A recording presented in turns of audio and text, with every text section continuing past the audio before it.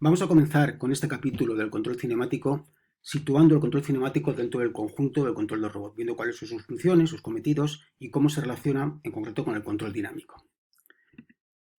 Bien, pensemos en cuando nosotros como usuarios, no como desarrolladores, sino como usuarios del robot, queremos que éste haga un movimiento. Esto lo haremos especificándole el punto de destino y no solamente esto, sino también daremos algún dato adicional, como por ejemplo pues el tipo de trayectoria, el camino por el cual queremos que vaya ese punto de destino, la precisión con la que queremos que llegue, la velocidad o el tiempo que queremos que tarde, si queremos que la trayectoria o nos preocupa que la trayectoria sea suave o puede tener ciertos movimientos un poco más impetuosos, un poco más bruscos, todo eso será nuestra orden. Pero para que el robot consiga hacer esto, él tiene que definir para cada uno de sus grados de libertad, para cada uno de sus articulaciones, cuál es la trayectoria espacial que tiene que seguir, para que combinando esas trayectorias de cada grado de libertad, el extremo haga lo que nuestra orden le ha pedido. Pensemos en que a veces podemos demandarle, pedir al robot que haga ciertas trayectorias que no son posibles, porque supera sus límites de velocidad, supera sus restricciones físicas, mecánicas, etc. Entonces, el control cinemático tiene que tener en cuenta estas restricciones antes de generar órdenes para los actuadores, trayectorias para los actuadores y poner en marcha el robot.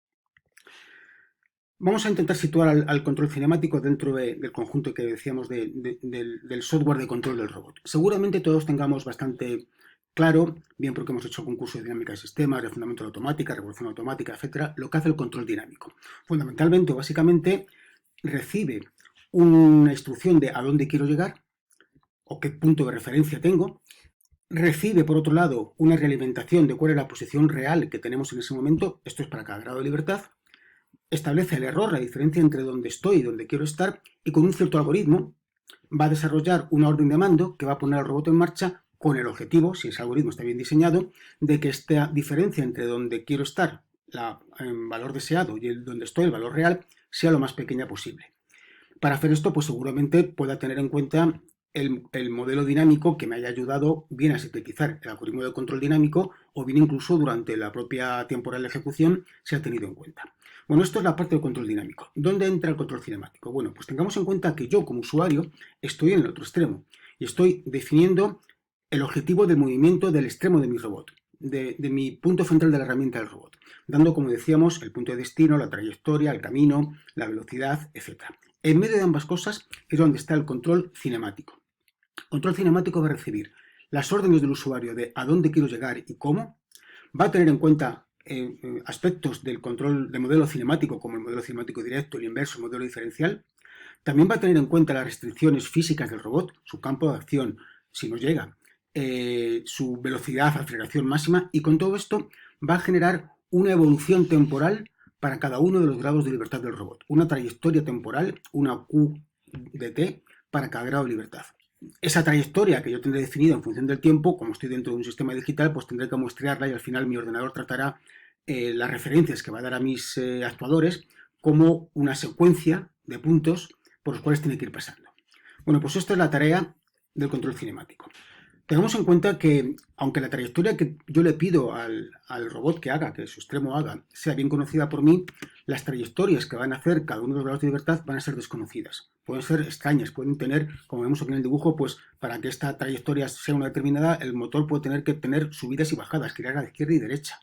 Incluso aunque esta trayectoria sea muy simple, una línea recta, que para mí, como usuario del robot que entiende lo que hace el robot en el espacio de la tarea, es algo muy evidente, muy elemental, en el espacio articular esto puede ser totalmente variable, con giros a la izquierda, giros a la derecha, paradas de un motor, actuaciones puestas en marcha de otro motor, etc. Esta relación entre esta trayectoria y esta es la que, o es parte de las funciones del control cinemático. Tengamos en cuenta además lo que decimos de las restricciones. Cada uno de los grados de libertad de mi robot, sus actuadores, tendrán unas velocidades máximas, por encima de las cuales no puede girar. Imaginemos que esto es la evolución del primer grado de libertad para conseguir esa línea recta que veíamos en la imagen anterior. Y esta es la velocidad, la he obtenido dibujando las pendientes, la derivada de esta evolución temporal. Y supongamos que estas son las velocidades máximas a las que físicamente puede girar mi grado de libertad. Es evidente que cuando yo le pida estas velocidades, mi motor, si es en caso de que sea un motor eléctrico, no va a darlas y se va a quedar saturado, se va a quedar limitado a estos valores. Y como consecuencia, si la velocidad no es esta curva de arriba, sino esta que hemos saturado, mi posición, mi grado de libertad, no se moverá de esta manera, sino que se moverá, por ejemplo, de esta otra. Y como consecuencia, yo no haré esa línea recta que yo había pensado que iba a hacer, sino que haré otro movimiento. Entonces, el control cinemático tiene que tener en cuenta estas velocidades máximas que podemos tener para ajustar correctamente las evoluciones que va a tener que pedir a cada grado de libertad. Y, lógicamente, si no se puede hacer la línea recta, pues se desviará lo mínimo posible de ella.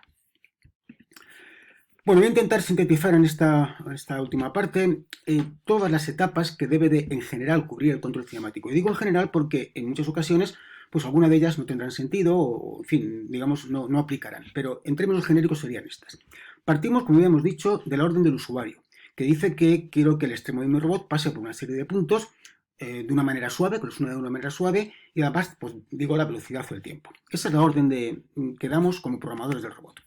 Bueno, lo primero que tenemos que tener en cuenta es que esa orden tiene que ajustarse a alguno de los tipos de trayectoria que es capaz de interpretar el robot.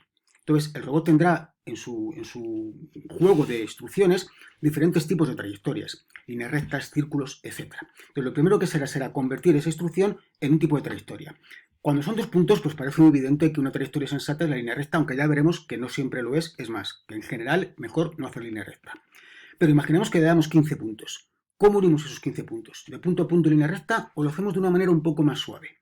Bueno, pues eso es una tarea, la primera tarea del control cinemático, ver cómo ajusta la instrucción que yo le he dado a una evolución temporal en el espacio cartesiano, x de t, y de t, z de t. Puede ser una línea recta, puede ser un círculo, puede ser otro tipo de trayectorias en el espacio cartesiano. Primera tarea. La segunda tarea, el robot trabaja internamente en el espacio articular.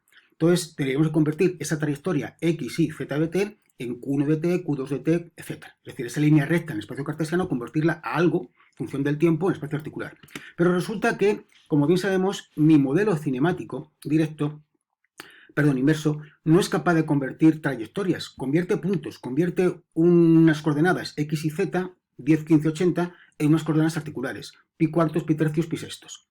Entonces, lo que tengo que hacer, digamos, es la opción que me queda, en principio, es convertir esta trayectoria, muestrearla, convertirla en una secuencia de puntos, en un conjunto de puntos, cada uno de los cuales va a ser un x, y, z, y también para la parte de la orientación, pongamos unas matrices de transformación homogénea, que van a marcar puntos de paso por los cuales tiene que pasar mi robot. Para eso hay que muestrear. ¿Cuántos puntos tomo? Yo diría todos los que se pueda, teniendo en cuenta que si tomo demasiados, mi unidad de control va a estar saturada, y si tomo pocos, me voy a ajustar poco a esta línea recta. Solamente tomo 2, pues igual la trayectoria que finalmente me sale se desvía demasiado de la línea recta. Pues tomaré tantos puntos como pueda, considerando las restricciones de cálculo de mi sistema de control. Bueno, ahora sí, ahora ya puedo convertir cada uno de estos puntos que yo he tomado, que he muestreado en el espacio cartesiano, en puntos en el espacio articular. Y voy a tener, por lo tanto, esa secuencia que tenía de puntos a pasar. Cuando digo puntos, pasar siempre en localizaciones, en matriz de transformación homogénea o x y z ángulos de Euler. Esa secuencia de localizaciones por las cuales tenía que pasar en el espacio cartesiano, la tengo convertida a una secuencia de localizaciones por el espacio articular. Podría, en principio, dar cada una de estas articulaciones como referentes en mi control dinámico, pero veremos que esto no es sensato, porque estaríamos dando escalones, y no es una buena idea dar escalones de mando a mi sistema de control, sobre todo si son escalones pues, con una amplitud importante. Entonces, lo siguiente que vamos a hacer es interpolar, conectar todos estos puntos por unas trayectorias, ahora unas Q de t, ahora sí que pasamos de nuevo a una evolución temporal, que sean sensatas. Y cuando digo sensatas, quiero decir a fin de cuentas que sean suaves, que no superen las restricciones de velocidades, etcétera, de mis motores, ni de velocidades, ni aceleraciones, etcétera. Bien, y por último, ya que sí que tengo Q1 de t, Q2 de t, etcétera, voy a muestrear a toda la frecuencia que el sistema me permita valores para tomar puntitos de estas trayectorias y dárselas al control dinámico. Y eso es lo que finalmente mi control dinámico intentará seguir, y si todo va bien, se ajustará lo mejor posible a mi línea recta. Bueno, en este conjunto de cosas, digamos que hay cosas que ya sabemos hacer. Lo que es usar la transformación, el modelo cinemático inverso para encontrar las Qs a partir de las X y Z, lo sabemos hacer. Pero hay dos cosas que no sabemos hacer. Bueno, también está el muestreo. El muestreo, como ya digo, aunque hay alguna técnica o se puede plantear alguna técnica para optimizar los puntos de muestreo, en general, tantos como se puedan y equidistantes. Lo que nos queda por hacer son dos detalles. Por un lado, ¿qué tipos de trayectoria admite el sistema de control, el sistema de programación de mi robot? Cuando digo al robot que vaya de un punto a otro, ¿cómo le puedo pedir? Veremos que hay unos tipos que son estándares, ¿no? ¿Cómo se le puede pedir? Y la segunda cosa, ¿cómo interpolo? Tengo que interpolar tanto esos puntos, que igual he dicho que tengo 10 puntos, ¿cómo los uno? Pues línea recta sí, de alguna otra manera veremos que sí. O también en el espacio articular, cuando tengo toda esta nube de puntos, pues cómo la conecto de una manera que sea suave, continua, sin cambios bruscos de velocidad, etc. Entonces, estos son los dos aspectos que vamos a tener que ver en los dos siguientes vídeos de este capítulo.